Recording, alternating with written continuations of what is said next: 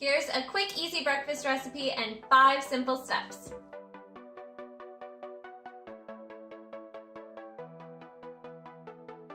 This is one of my breakfast staples. I hope that it gives you a good idea or a recipe to follow for something to incorporate as a quick, easy meal for yourself. Enjoy! So here is a simple 5-step breakfast frittata.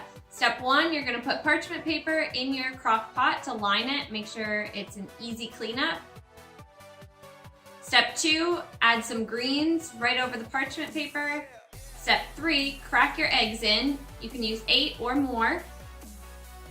And add some salt and pepper.